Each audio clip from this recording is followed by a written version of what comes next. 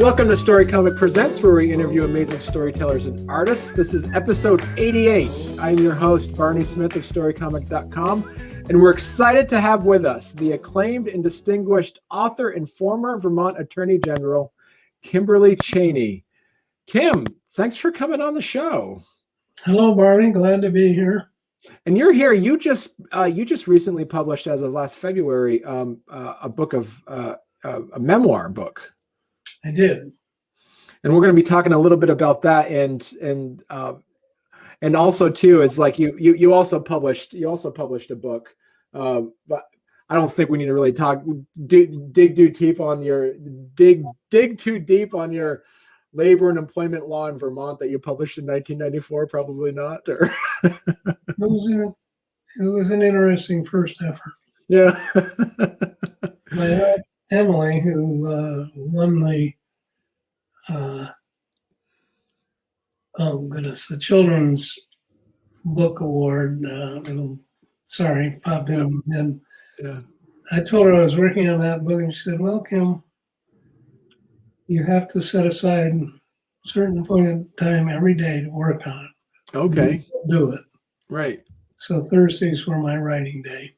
And Thursdays were your writing day. Okay. That's my editorial day, I guess. And so because you put this book out, and we'll talk a little bit more about it too. So did you start working on this after retirement, when you retired in 2018, or had you been working on this for a while before that? Yes, in that sense, I think the beginning of any book is a story that's kicking around in your head, and sometimes it has different chapters, and sometimes a couple stand out. And I became, as I got older and wondered what life was all about, I said, well, it's only about stories. There is no other. If you ever meet anybody, you ask them what happened, they'll tell you a story. Right. Very few people go off and tell you about being converted by reading St. Thomas Aquinas and the rest of it. They might do that, but usually it's a story of some life event that they want you to know about. Right. Well, they were rattling around in my head. And do you have, and so right now your book's available, as we said, it's on, you can visit like on Rootstock Publishing, rootstockpublishing.com, which is, you get this published. So when you initially were looking at getting this book, when you started working on the draft, at what point did you say, all right, so I got something here, how do I get it published? How did you get that ball rolling on getting the book actually into book format instead of, off of the screen? Well, I think anybody that starts writing a book first has a story to tell, and they want to tell it. Mm-hmm. And like most of my stories, when I begin talking about them, I like them more and more. You become infatuated with your own stories. So, and then you work on it, and I've been writing all my life, and essays and expository pieces mainly. So when I came to be a publisher, I talked to a friend of mine who had published a book, and I asked him how he did it, and he said rootstock, and I solicited a few, but rootstock was local and Montpelier, and I had people that were familiar with it. And it's not something I do every day. Right. It's a whole other industry and a whole other way of life, and not something to do if you've never ever done it before, although I made a history of doing things I'd never ever done before. That wasn't what I wanted to take on. And so when you put this book, when you're working on this book, what were some of the things where you knew as a memoir? What were some of those masthead points in your career that you have to dedicate a chunk of this? Was there some parts on there that you said, listen, I got to make sure this part stays in the book? Is there any of those issues that you put in there for? Well, I like to collect glittering generalities in my spare time, so I think most people are interested in family, and then they're interested in their career. Right. And those are the two things that really determine a life. And since stories are all that life is about, I thought those would be good places to sort of write about. Right. Kind of a twin theme of my book. Right. And so how can compare, because as you mentioned before, you said like you'd write essays or as a lawyer and you're not unfamiliar with the written word. How much easier, or was it more complicated a bit for you to write a memoir, an autobiography? What's the differences between style, chore, and all those kind of issues of writing these two separate types of prose, basically? Well, I think they're completely different. I think writing a memoir is sort of like this interview. Mm. You're sitting down with somebody and you're telling a story, and yet some experience with writing and vocabulary and different ways of expressing things obviously come to mind. Mm. And we all have echoes in our head of things we've read and things we liked and didn't like, and we don't even know how they got there, but there they are, and you use them. Right. But I think the thing that got me started, oddly enough, was a course in daily themes. It was like a sophomore year at Yale course. And the idea was every day you had to write about something, 4 or 5 paragraphs. And that was a challenge because you then look, I used to study my roommates. What the hell are they doing today? Why are they doing that? And because you had to get something down on paper about an event. Right. And it was supposed to be artistic. You can't just say this happened, that happened. Right. You're supposed to have a point. What's the point of writing something if you don't have a story to tell? And I found that training for almost everything I did in life. Right. We talked earlier, in your old age, you look back and why am I doing this? And well, it goes back to seeing a scene at a meeting or something. And think about writing 3 or 4 paragraphs about who was being a jerk and who was making sense and what was the outcome, And I think that's the essence of storytelling, and it's a very different discipline than writing a legal brief, arguing from point to point. Yeah.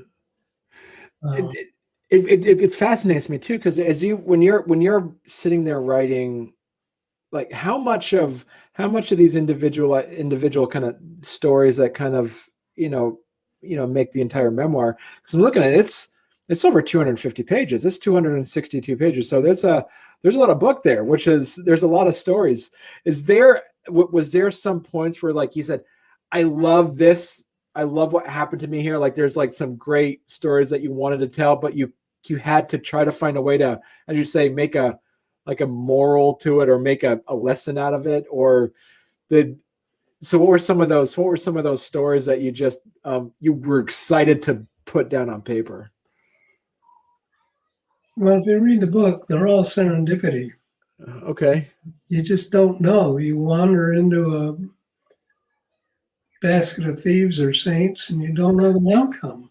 You're not quite sure how you got there and what you're supposed to do with it. But here's a set of circumstances that are alien to you.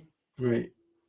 And something in your psyche challenges you to put it down. I think the story I tell about my first meeting with a county sheriff, we'd both been elected, and I was state's attorney. And I'd never been state's attorney. I'd never been a prosecutor. Did a couple of criminal cases, but it was all pretty primitive.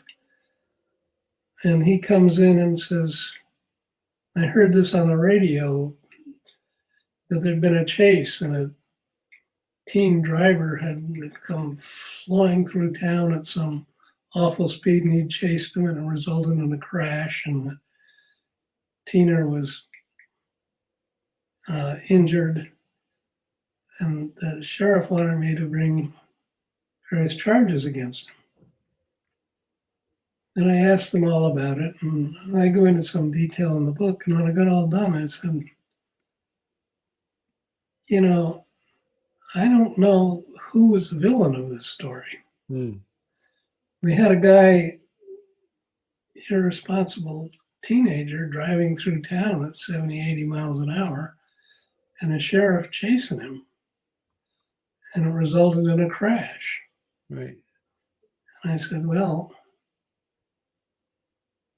I don't know how I got this job, but somebody's asking me to say who's the bad guy here. And the sheriff gave me the papers and asked me to sign a warrant. And I said, I put them on my desk.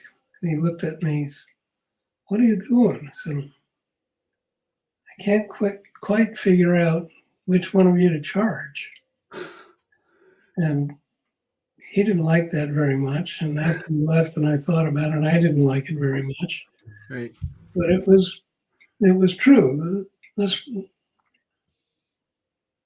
wild chases through town at any cost to catch the bad guy. There's got to be a better way, if at all possible. You know, there's a whole spectrum of possible things.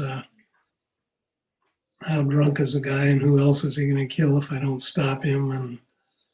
And what violent crime has he committed, and will he get away? I mean, there's a whole panoply of serious stuff, but there still should be a process for trying to stop people and alerting them to put out spikes and whatever you do, so we don't have wild chases that are going to hurt innocent people. And that was like my first or second day on the job, and I said, oh, this is interesting. I never had to think about these things before. I wonder what else is next. So there's the story. Right. And because you were a state's attorney, then you were the attorney general for Vermont from 73 to 75. Yes. Right? Okay. How was that different from, at what level did you know, because you're a state's attorney for some years, and then was that also a level of serendipity? Did someone say, hey, you should run for attorney general, or was that no, I think it was ego. Oh yeah. You're 38. Because you're pretty young. I mean, at 38. Yeah, well, I knew I didn't want to make a career of being state's attorney. Okay. It's a fascinating job, but it is kind of repetitive. And there was an opportunity, and I had a lot of support in the county, as I telling the book. And frankly, I enjoyed the support I got from taking a different position on things. And finding support and allies. It's amazing when you get an elected job and you say, oh, I can do this, I can do that. What are the limits? What is it? Why are you here? What are you trying to do? There's a lot of important questions to ask. Right. And the Attorney General job, of course, was totally new to me. But there's a learning curve there, and they're both very complex stories if you want to know more about them. And is there also a sense, do you talk about this like as an attorney general, is there a level of, after the fact, is there a level of camaraderie or familiarness with other state attorney, like other attorney generals of the state? Was there like a handing over the baton of some sorts, or were there any conversations you had with other attorney generals? Professor was Jimmy Jeffords. Yeah. Who had just lost his bid for governor. And so he was in private practice biding his time for his next political adventure. Yeah. And but I didn't have a lot of connection with him personally. We had met, and I think had some confidence in each other. There wasn't any animosity. Right. Afterwards, I've enjoyed meeting with former attorneys general because we've all had a common experience. And that's interesting, but I think to me, finding myself in an environment that I read about and seen pictures of and read in the newspapers about, but then actually being responsible for some decisions. And you make your own opportunities, right, or mistakes, whichever it is, and you spend some time chewing on them, and then there are external events that you have to respond to, like my story about the sheriff that you just didn't anticipate. So what are you going to do with that? Here's an event right, that has political and practical significance, right, and it's time to get your head around what makes sense. right. And like any decision, there are going to be people say you're stupid and you're wrong. Right. So it takes a certain chutzpah to just say, okay, I've thought this through. That's what I think is the best thing to do here. Right. So it's kind of like balancing that issues of like, the bureaucracy and pragmatism in a way. And do you see as what points were you like, in your career that you were, that you mentioned in your memoir that you're really proud of? Well,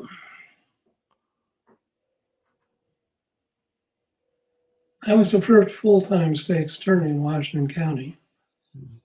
And that's a big difference. It used to be part-time jobs and private lawyers would take them, but they didn't get any extra pay for working hard, and they just didn't get hold of things. But once it's a full-time job,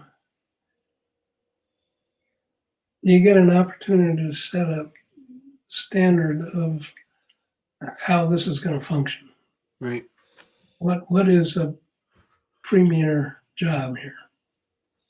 And that's a very complex story, but I found early in life that politicians can do stupid things to get votes.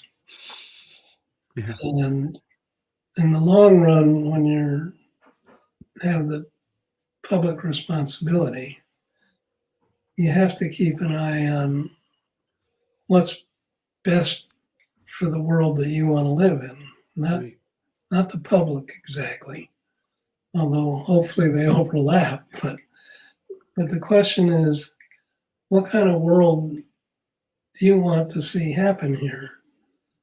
And what are you going to do to bring it about?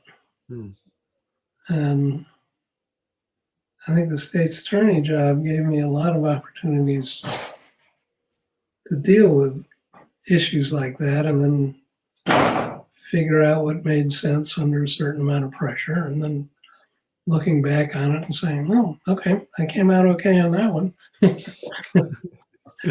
or "Uh-oh, maybe I could have done better next time." Yeah. But because you when you were in your position, this was around, as we said, from like 73 to 75, when Vermont itself was going through the start of a culture shift from and was it around that time as well when they went from the House of Representatives, the Vermont representatives was going from town specific representation to population? Was that around that time too? Yeah, the legislature had been reapportioned. And I think it was a renaissance in Vermont. And there were two things that went on: reapportionment and what we call the hippie migration, which I guess I was one of them. But there was an in-migration into the state. And there were a lot of so-called hippies, and they wound up contributing a lot. They were energetic and interesting. And then, of course, there were a lot of professionals and other people who got sick of cities and wanted. And it was an optimistic time, and the Vietnam War was going full bore, and Woodstock, love and sex were taking over. And it was culturally a very disturbing time for an awful lot of people. And being a prosecutor and prosecuting crimes in that area, there's standard crimes. You don't kill people and so forth, but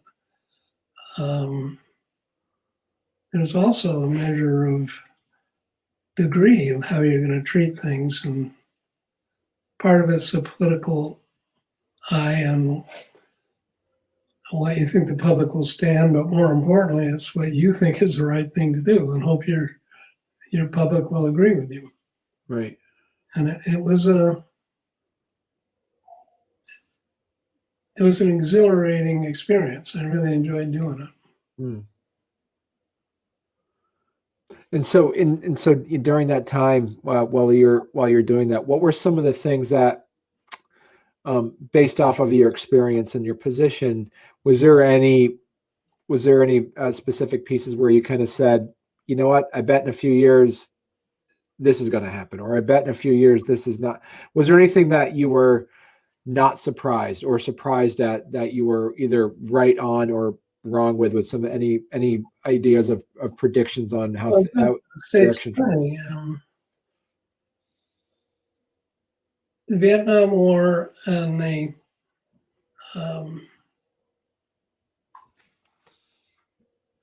hippie culture and drugs were a serious cultural change. And I was not in favor of the war on drugs, even though it came in just as I was state's attorney, and Richard Nixon's invention of the thing. The war on drugs was a big Republican story. Right.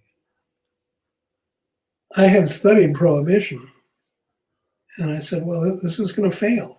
And it's going to do what prohibition always does, which is provoke more crime than it resolves, and more corruption. And so I had a little bit of a tightrope to walk, because a fair amount of let me put it this way, parents with kids in school, when kids were experiencing a whole new cultural shift, had a lot of anxiety. And rightfully, they didn't want their kids taking drugs, and they thought some authority should see to it that they don't. Mm. And since my parents tried to see to it that I didn't do certain things and I defied them, I said, this isn't going to work. You have to involve the kids, and you have to get people to think about the future and not go down an alleyway in the past of prohibition that is doomed to fail. Right. Well, many years later, it's clear that it did fail. And the whole political dialogue is about rehabilitation and mental health. So, yes, you asked me, am I proud of it? Yeah, I was right about that. And I think, by and large, the people in the county supported me. You know, you have to ride a bicycle down a white strip at high speeds and hope you don't fall off the strip, because there's one side that thinks you're absolutely insane to cater to the drug people, and the other side that says, you can't make me, I'm just going to do whatever you say. Yeah. The opposite of, And so I think, and yet you have the prosecution authority. If you want to, you can send people to jail eventually. And so you have to ask yourself, is this where we should be going? And maybe this person, maybe not that person. And yet there's something quite illegal about that. There's a law that says what you're supposed to do. Right. And it's not like you get elected and you have complete authority to ignore the law. So it's a delicate balance. I guess in a larger word, I'd call it justice rather than law. Mm. But those are fascinating experiences, and learning how to manage them is what a politician has to do. That's what politics is all about. So it was a training ground for political skills. Mm. So was there anything that as you after you went out of there and then you started working on some different boards and committees and stuff, was there anything that you picked up later in your career that you wished you had that knowledge or that expertise while you were the Vermont Attorney General? Well, as you know, I lost my bid for re-election by 500 votes statewide. I don't think there's ever been a closer one, yeah. Attorney General. And to answer your question directly, I wish I'd had the skills or luck of Patrick Leahy. He was a real mentor to me. He's a brilliant politician. And I don't begrudge him that. I think we need good politicians. And it's a skill like anything else. You can't be a good lawyer or a good doctor or a good TV interviewer without some experience and a point of view and a desire to achieve some kind of an outcome that you think is important. Hmm. So I think politics is a very honorable and difficult profession. It's not easy. Right. And but it takes a lot of stuff, family, money, and other things that aren't always easy to come by. Yeah. And so talk to us a bit about, after this. So, what point, like when you look at, your memoir, what were some of the things, like, as you're putting it together, did you like share it with some peers and colleagues that were around you at that time to say, hey, did I get this right? Does this, because as a way, it's through your memory kind of has looking That's at the rose-colored glasses in a way. that's a tough question. I found a really good editor, Dirk Van Susteren, who had a lot of newspaper experience and actually some lawyers in his family. And the hardest question I had was what to do with personal life, Right. some of which was, at the very least, disappointing. Mm. And he urged me to go ahead and tell that story. It's part of your story. Right. And I hemmed and hawed about it. I said, yes, that is part of my story. If you're going to write a memoir, let's get it all on the table. You were being Attorney General at the time when you had a marriage that was coming apart through very odd circumstances. And, and your wife was about to leave you, and you were perfectly happy to have her go. But you had 2 kids and a life to kind of pull together and wonder how you got there. It was a time of a lot of introspection. Right. And it required thinking about, and to put that into a memoir, I think enriched the book. I think in a way, I refer to Dirk as my therapist. He'd look at me and he'd say, well, Kim, yeah, why did you do that? And then how did you feel? Whatever possessed you, et cetera. Oh, okay, here we go. But I think buried in most lives are incidents like that. When we look back on them and forget what we can and learn from what we can't, but they're always with us. So since my theme was to tell a story of a life, I said, well, this is a big part of my life. I should put some of that in here. Right. And how much of that did you, as you're writing it down, did you get feedback from your editing friends to say, this reads a little bit too much you got to put in some more inner dialogue, like having some of those self-reflections during those moments? Was that a lot of the things you kind of had to add to it as well? Well, I did get feedback. People said, oh my God, you went through all that? I'd feel sorry for myself. Yeah. And they'd say, but it enriches the story. You should keep it there. Right. And, in some ways, it's a cliche, but it passed as prologue. Right.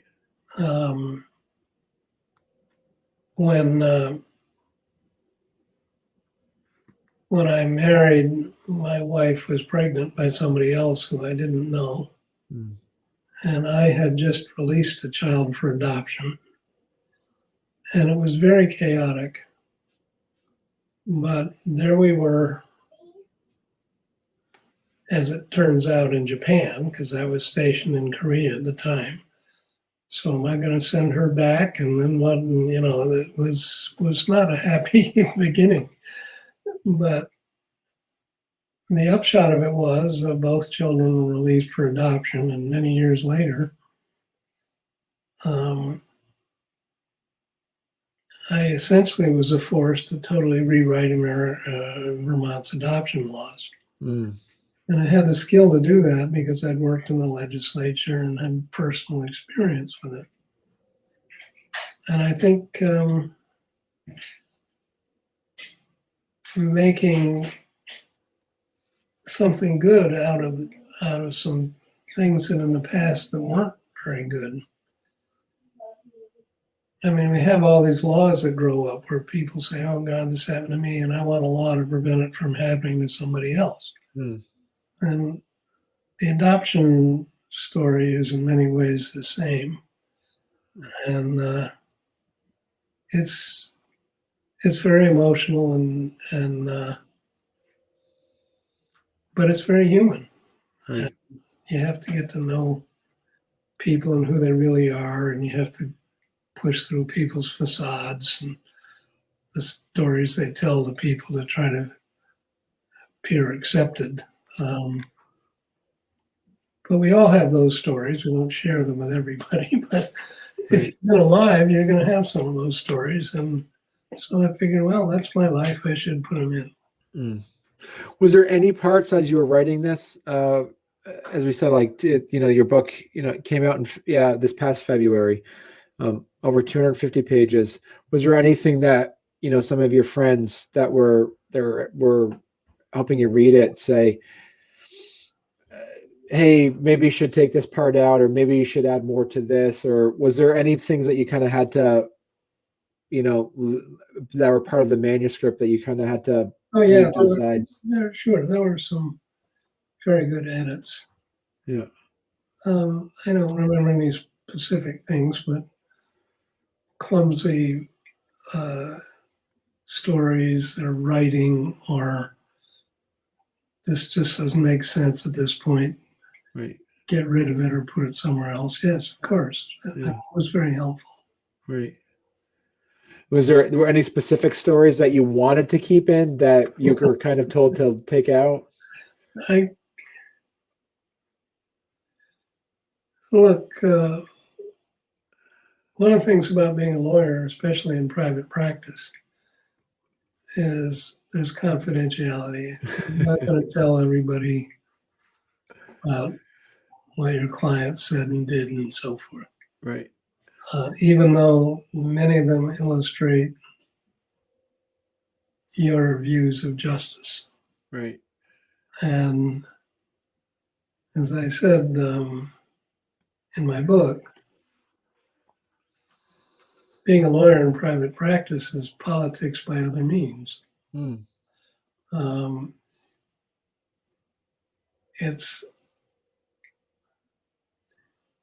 It's convincing your client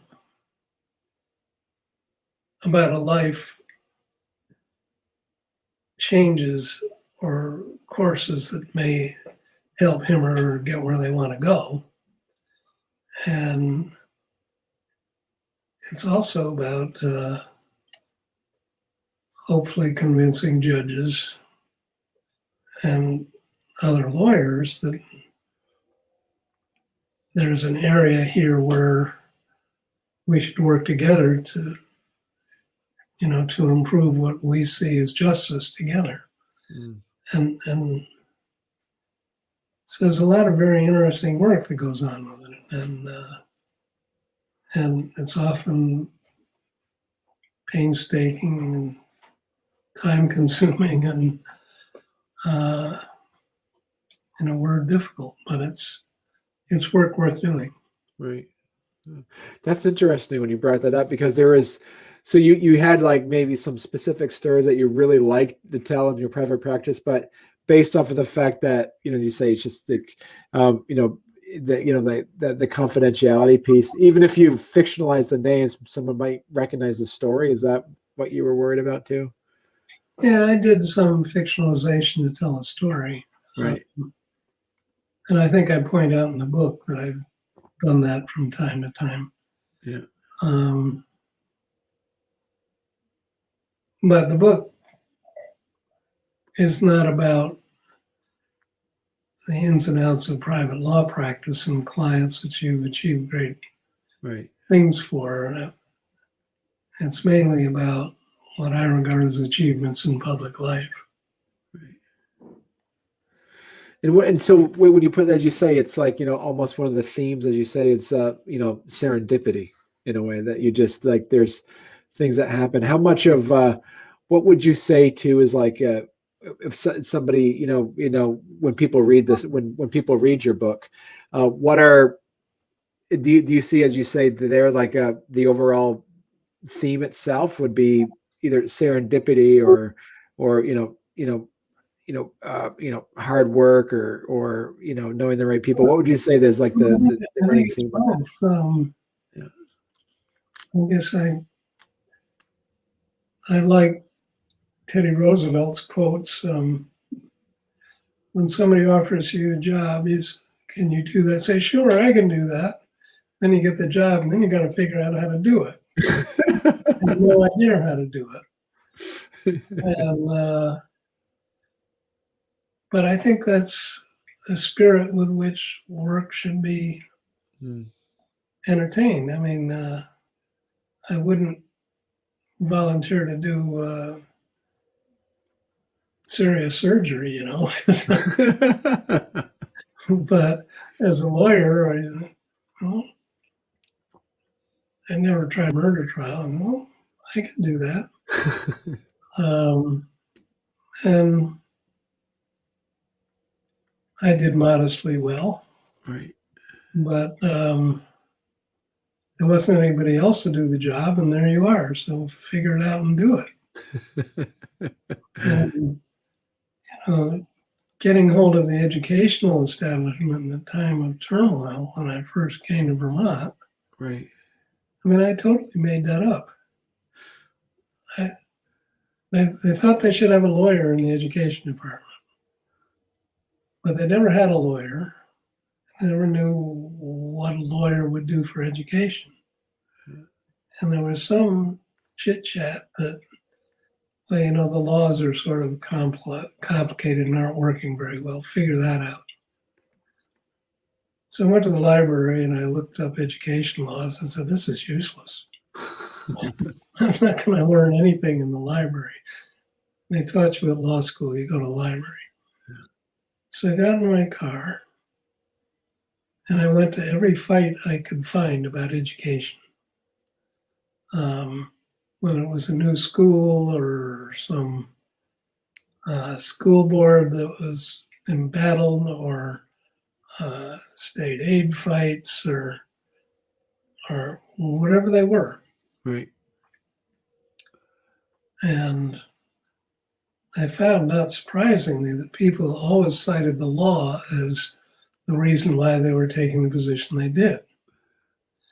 And a lot of it was nonsense because the law didn't say that at all. But nevertheless, it was safe ground for combatants to say the law required me to do this. Yeah.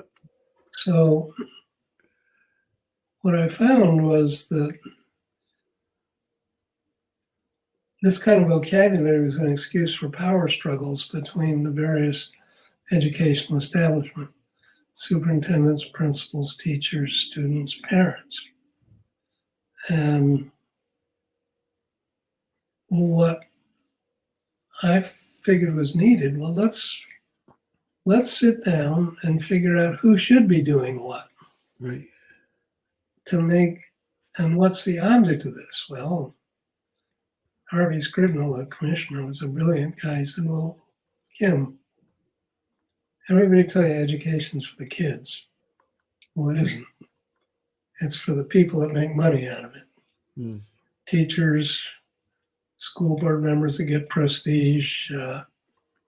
Those are the people that the system is geared up to serve. That sounded sort of cynical to me, but I said, well, let's have a look at how all this works. It still comes down to what decisions should be made at what level and by whom and how much democracy and how much autonomy and how much autocracy do you need. Right. And so I put together a revision of the governance sections, and the people in the legislature liked it. And a couple of years later, we had a complete revision of the educational governance section. And had a compliment from a former education commissioner. Said, I loved reading Title 16. That's for the education laws.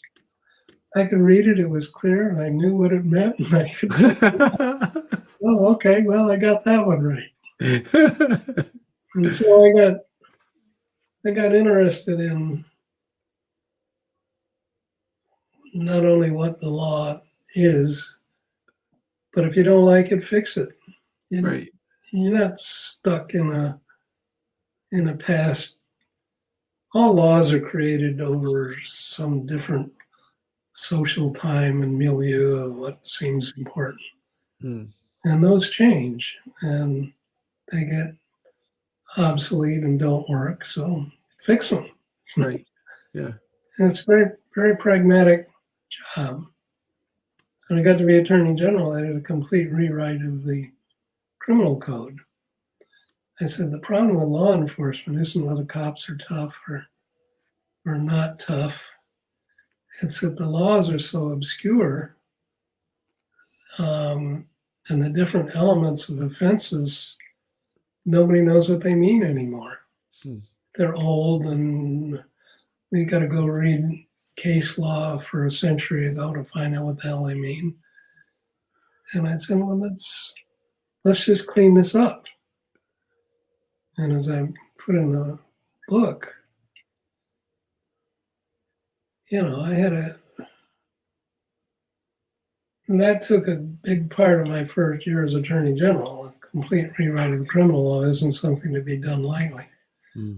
But I got it done and got it in front of the legislature, got it through the House, and it got to the Senate, and people wanted to tack capital punishment back into it. And we hadn't had capital punishment in Vermont for years, but they wanted to reinstate it. And I couldn't get Gary Buckley, who was in the senator and later, I think, lieutenant governor, was a big believer and was helping me out. And we were stalled, and it was adjournment time, and we weren't going to get this bill through. He proposed what he called the three-eyed witness proposal. That, okay, we'll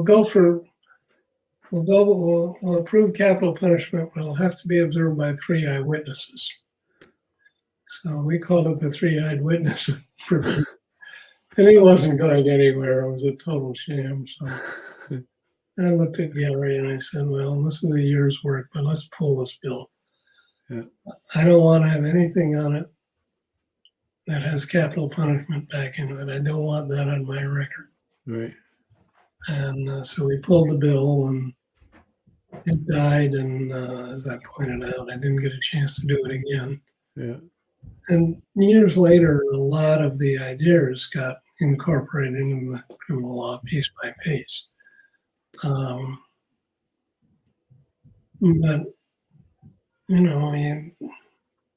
something I thought needed to be done, and I didn't want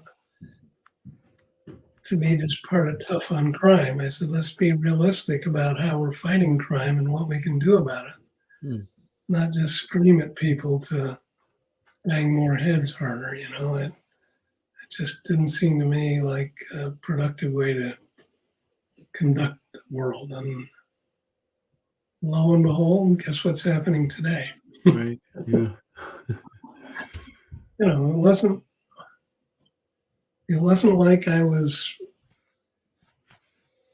talking nonsense. It just took a few years for people to understand that I was right.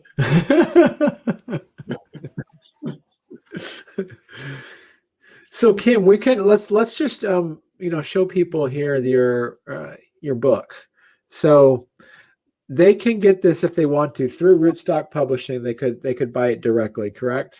Yeah, it's on Amazon, and any bookstore will get it for you if they don't have it. Okay. And as I say, so it's So it's over 262 pages. Just came out. So it came out this past February, and and I want to say too, and I love the fact that you already have some of this advanced praise on there. Is that something that Rootstock helped you with? That I have what? That you have advanced praise. You have people that have already. Well, those are called blurbs. Okay. You send it to your readers and ask them, can you say something nice about your book? Okay. And they get put, I don't know what you're reading, I think could be in the frontispiece somewhere. Right. And I'm proud of the fact that people were so supportive of it. Yeah. I honestly think it's a good story. Yeah.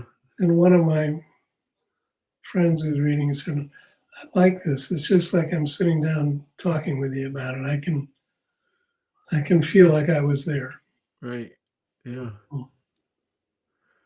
Well, this was great. So I'm going to say, Kim, I'm really excited to read this. As we said before we went on the air, I have and also being a native Vermonter, I have a sense of nostalgia of the time when you were there, the point of that transition that Vermont was going through. I mean, you were there at such an integral time in Vermont history, and it's amazing, as you said, to read the book, and you're kind of getting a front row seat on history as there. So it's so congratulations on the memoir, and I'm excited to see.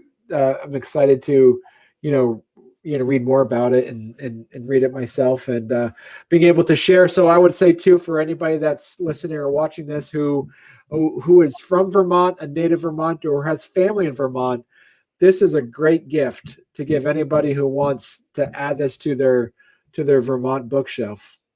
Well, thank you, Marnie. Yeah. I think it's a story for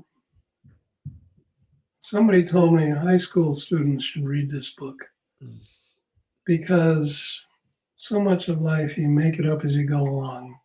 Get in and do it. Right. And who knows where it'll take you. Exactly. So like this, as you say, this is great for the people who like to read about Vermont. And as you say, it's also a great ability for, as you say, for like a high school or a kid, it's inspirational. Like, as you say, it's a point where you can it's a point where you can read and kind of take the stories with it and take some of those themes with it, and realize that it's that you have a really great journey the book takes you on. So the one thing we haven't covered is it ends with corruption in the state police. And that took years to unravel. Right. And in my view, that's why I lost the election, because I couldn't penetrate it. Right. But that's another story. I understood it. I just couldn't get my hands around it. Is there going to be a part 2? Are you going to start working on a second book? I've written what I've written. There's another author that's picking it up and a little further. But it's a story of public policy, public life, opportunity, and pitfalls. And right. That's the world we live in. Right. Yeah. Yeah. Well, great. Well, thank you very much, Kim. This has been a genuine pleasure to talk with you, and I look forward to watching. I look forward to reading this book. Looks exciting. Well, good, Barney. Thanks for having me on. I hope that some of your viewers will pick up the book. And I figured out the other day I can make $3 a copy, so I hope you buy a lot of them.